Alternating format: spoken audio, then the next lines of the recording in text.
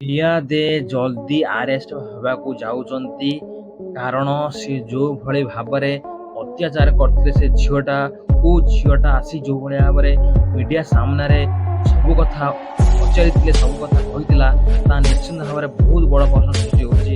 କାରଣ ଏତେ ଭଲ ଆକ୍ଟର ହେଇ ଯଦି ଏଇଭଳି ଭାବରେ ଝିଅ ପିଲାଙ୍କୁ ଏବଂ ସମସ୍ତଙ୍କୁ ଧରି ଏଇଭଳି ଭାବରେ ଯଦି ସେ ଅତ୍ୟାଚାର କରେ, ତାହେଲେ ନିଶ୍ଚିନ୍ତ ଭାବରେ ରିୟା ଆରେଷ୍ଟ ହେବେ ବୋଲି ପୁରା ଚର୍ଚ୍ଚା ଚାଲିଛି।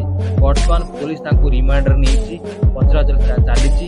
ବର୍ତ୍ତମାନ ପଚରାଉଚରା ସବୁ ଜିନିଷ ରିୟା ଦେ ଏବଂ ତାଙ୍କ ସ୍ୱାମୀ ନିଜେ କହିଛନ୍ତି ଏବଂ ସେ ତାଙ୍କ ଯଦି ଭୁଲ ସ୍ୱୀକାର ନ କରିବେ ତାହାପରେ ପୋଲିସ ନିଶ୍ଚିତ ଭାବରେ ଆରେଷ୍ଟ କରି ତାଙ୍କୁ ଜେଲ୍ ହାଜତକୁ ପଠାଇବ। ଆପଣ ମତରେ ରିୟା ଦେ ଏବଂ ତାଙ୍କ ସ୍ୱାମୀ ଯାହା କହିଲେ ତାହା ଠିକ୍ ନା ଭୁଲ କମେଣ୍ଟ କରି କହିବେ। କାରଣ ବର୍ତ୍ତମାନ ନଜର ମିଡ଼ିଆବାଲାଙ୍କର ସମସ୍ତଙ୍କ ଉପରେ ରିୟା ଦେ କେବେ ଆରେଷ୍ଟ ହେବେ ଏବଂ ତାଙ୍କ ସ୍ୱାମୀ ମଧ୍ୟ ବହୁତ ବଡ଼ ଭୁଲ ଯେଉଁଟାକି ମଦ ଆଣିବା ଏବଂ ତାଙ୍କୁ ଏଇଭଳି ଭାବରେ ମାରିବା ନିଶ୍ଚିତ ଭାବରେ ବହୁତ ବଡ଼ ପ୍ରଶ୍ନ ସୃଷ୍ଟି ହେଉଛି।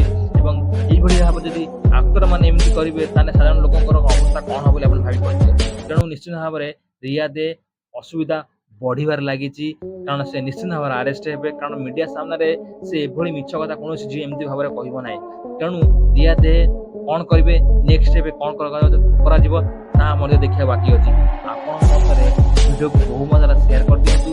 ରିୟା ଦେ ଜଲ୍ଦି ଆରେଷ୍ଟ ହେବେ ବୋଲି ସବୁଆଡ଼ୁ ଆଲୋଚନା ସୃଷ୍ଟି ହେଉଛି। କାରଣ ବର୍ତ୍ତମାନ ରିୟା ଦେଙ୍କ ଅଡ଼ୁଆର ବଢ଼ିବାରେ ଲାଗିଛି ଏବଂ ସେ ଭାବିନଥିଲେ ଯେ ମୁଁ ଏମିତି କରି ମୁକୁଳିଯିବି ବୋଲି। କିନ୍ତୁ ଆଉ ଗୋଟେ ପ୍ରଶ୍ନ ସୃଷ୍ଟି ହେଉଛି, ରିୟା ଦେ ମିଡ଼ିଆ ସାମ୍ନାକୁ ଆସି ଏବଂ କିଛି କହିନାହାନ୍ତି। କାରଣ କାହିଁକି?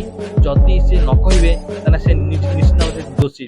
ସେଥିପାଇଁ ସେ ମିଡ଼ିଆ ସାମ୍ନାକୁ ଆସୁନାହାନ୍ତି କି ମୁହଁ ଖୋଲୁନାହାନ୍ତି। ଯଦି ଗୋଟେ ଝିଅ ଭୁଲ କରିଛି ନିଶ୍ଚିତ ଭାବରେ ସେ ଆସିକି ଠିକ୍ କରିଛି ଭୁଲ କରିଛି ନିଶ୍ଚିତ ଭାବରେ ମିଡ଼ିଆ ସାମ୍ନାରେ ଆସି କହିବା ଦରକାର। ଯଦି ସେ ଝିଅଟା ଭୁଲ କରିଥାନ୍ତା, ଯଦି ତାପରେ ଅତ୍ୟାଚାର ନ ଦିଅନ୍ତା, ତାହେଲେ ସେ କାହିଁକି ଝିଅଟା ଆସି ମିଡ଼ିଆ ସାମ୍ନାରେ ଏମିତି କଥା କହୁଛି।